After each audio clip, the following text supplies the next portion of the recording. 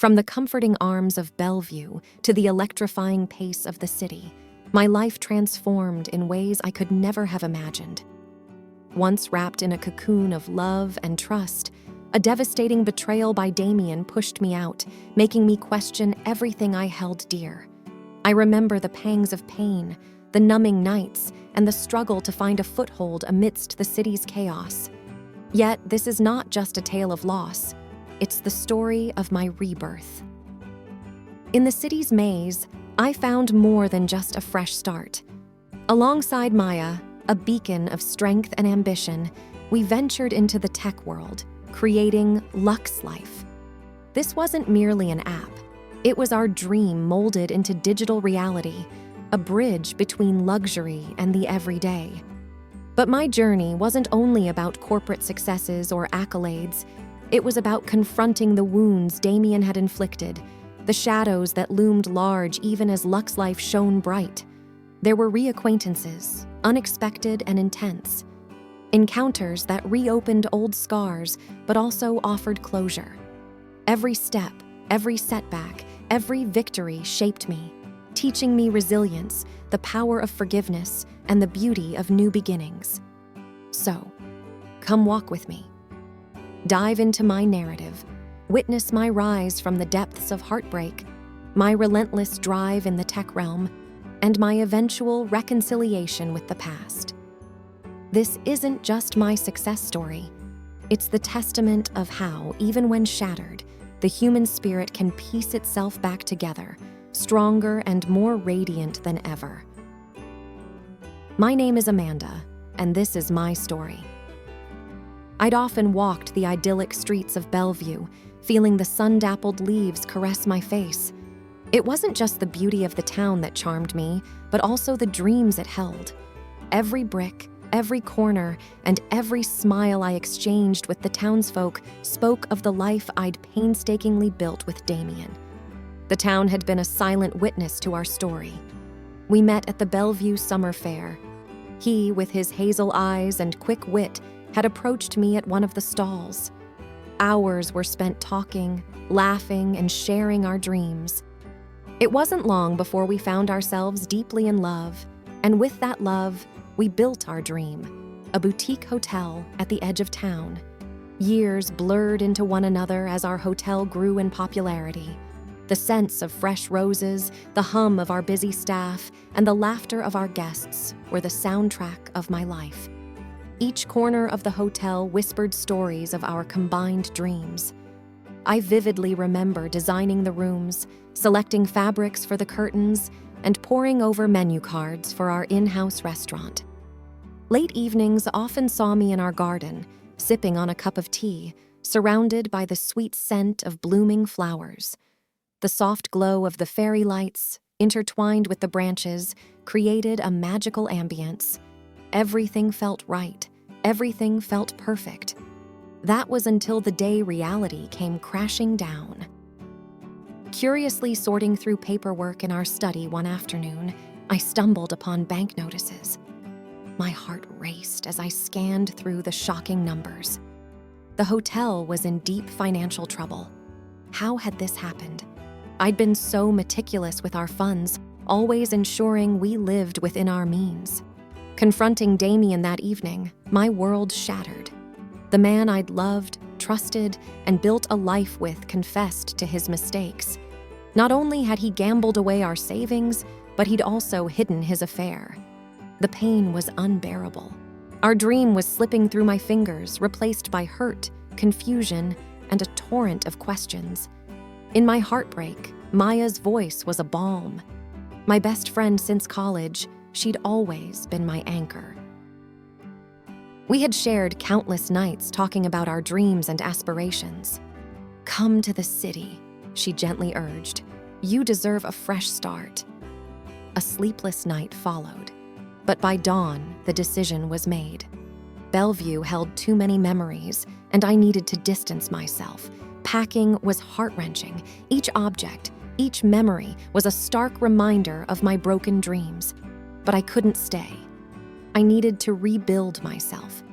As I boarded the train, leaving behind the town, the hotel, and the man I had once adored, my heart was heavy with grief. But amidst the sorrow, a tiny flame of hope flickered. It was time to redefine myself. The deafening sounds of the city's hustle greeted me as I disembarked from the train. The towering buildings dwarfed me, their imposing structures a stark contrast to the comforting embrace of Bellevue's open landscapes. It felt like an alien world, one where everyone was on a mission, their faces set with determination, their pace unfaltering. Maya's apartment, located in the heart of the city, became my refuge. From her window, the cityscape spread out like a sea of lights, twinkling as day turned to night. The constant hum of traffic, the distant sirens, and the occasional laughter from the streets below were both unsettling and strangely comforting. Maya, ever the pillar of strength, took it upon herself to immerse me in city life. From introducing me to the local delicacies at the street corners to navigating the maze of the metro, she was my guide. But what intrigued me the most was her work. She was a project manager at a tech firm, a world I knew little about. Day by day, I tried to understand the intricacies of her job. Meetings, pitches, brainstorming sessions. It was all so foreign to me. Yet, amidst this confusion, an idea began to germinate.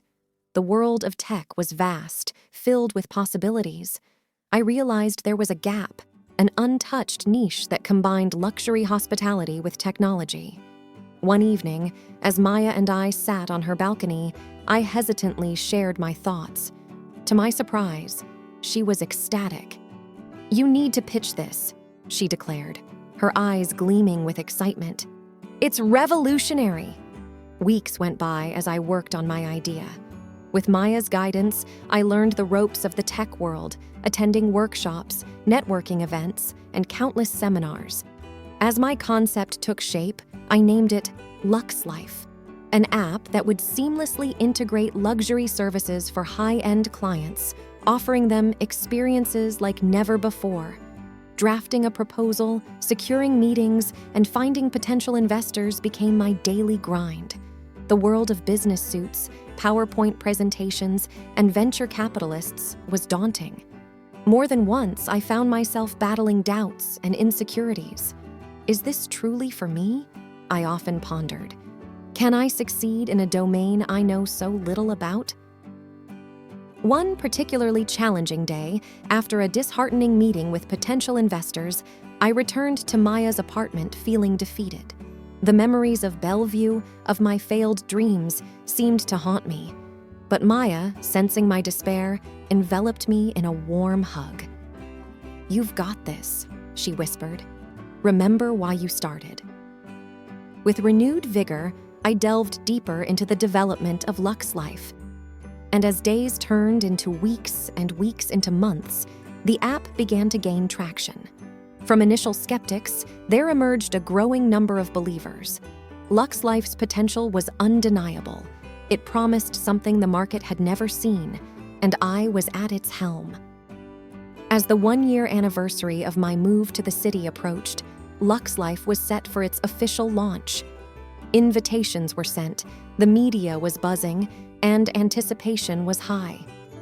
But even as I prepared for this monumental moment, my thoughts often drifted back to Bellevue, to the past I had left behind. The launch date was set in a prestigious city hotel, an ironic twist considering my history with hospitality. The venue was abuzz with journalists, potential clients, investors, and a sea of curious faces. As I stood backstage, adjusting my outfit and going over my speech one last time, anxiety gripped me.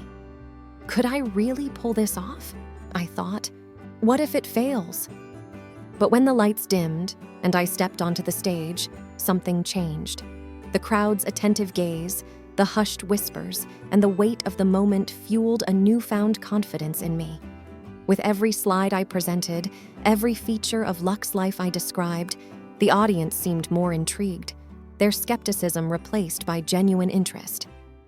The questions post-presentation were relentless, but I was prepared. Hours of rehearsals with Maya had made me ready for almost anything. As the event concluded and the applause echoed in my ears, I knew Luxe Life was set to be a game changer. However, the biggest shock awaited me at the after-party. Engrossed in a conversation with a group of investors, I felt a tap on my shoulder. Turning around, I was met with a pair of familiar hazel eyes. "Damien." "Why are you here?" was the only thought that raced through my mind. His appearance was altered, the confident charm replaced by a look of exhaustion and regret. Before I could say anything, he began. "I had to see it for myself. The rumors about your success, they're all over Bellevue. And now, the city." Taken aback, I tried to find words. "Damien, this isn't the time or place." But he persisted. "I'm genuinely happy for you, and I need you to believe that. I've realized my mistakes, the pain I caused, but seeing you here, I understand why you had to leave. You were meant for bigger things." It was overwhelming. A mix of emotions coursed through me: anger, sorrow, disbelief. "Thank you," I muttered, excusing myself from the conversation. The night was a blur after that. The weeks that followed were a whirlwind. Luxe Life was an instant success.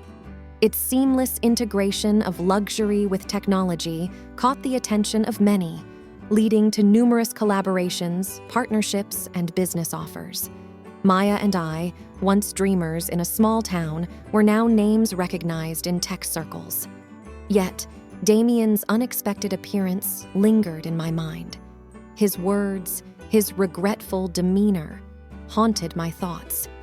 It wasn't about reconciliation or forgiveness. It was the closure I never realized I needed. Our paths had diverged, but in that fleeting moment, there was an understanding, a silent acknowledgement of our past and the separate futures we were heading towards. Months transformed into a mosaic of memories, each tile reflecting a milestone for Luxe Life. The app was now global, with a user base that spread across continents. My life, once shattered in Bellevue, was being meticulously pieced together in the city. But success, as gratifying as it was, came with its own set of challenges. Late nights became a norm, with sleep being a luxury I could seldom afford. Every morning, as I looked at my reflection, the toll was evident. The lines on my face deepened, the sparkle in my eyes dimmed, and a persistent fatigue gnawed at me. But driven by ambition and a desire to prove myself, I soldiered on. One such evening, as I pored over sheets of data in my high-rise office, the city lights painting a surreal picture outside, Maya walked in. Her face mirrored my exhaustion, but there was an urgency in her eyes. "We need to talk," she began. The discussion that ensued was a wake-up call. Maya was concerned, not just about the business, but about me. "You've built something incredible," she said, her voice a mix of pride and concern. "But at what cost? I see you pushing yourself, and it scares me." It wasn't just the work. It was the unresolved emotions, the past that I hadn't quite left behind. Damien's surprise visit, while providing some closure, had reopened old wounds. I realized I hadn't truly processed my feelings or allowed myself to heal. Seeking solitude, I took a sabbatical. The mountains, with their serene landscapes and crisp air, beckoned. Days turned into nights as I trekked, meditated, and journaled, addressing the chaos within. The breathtaking vistas provided a backdrop for introspection. One morning, perched atop a cliff, overlooking a sprawling valley, clarity dawned. While ambition and success were crucial, they couldn't be at the expense of my well-being. I needed balance. Additionally, I acknowledged the hurt Damien caused, but recognized the importance of moving on, genuinely leaving the past behind. Returning to the city, I implemented changes. Boundaries were set in my professional life, ensuring I had time for myself. Maya and I even initiated wellness programs for our team.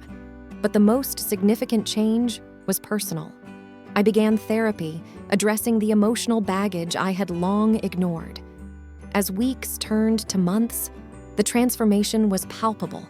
The laughter returned, the fatigue faded, and life, once a relentless marathon, became a more enjoyable journey. A year post my sabbatical, standing on my balcony, the city stretching below, I felt an overwhelming sense of gratitude. The trials, the betrayals, the heartbreaks, they had shaped me, propelled me towards a destiny I hadn't imagined. On a whim, I penned a letter to Damien, not seeking reconciliation, but offering forgiveness. It was a step, I realized, not for him, but for me. Bellevue, the town of dreams and heartbreaks, was a chapter I would always cherish. But the city, with its challenges and triumphs, was my present and future. Here, amidst the chaos, I had found myself,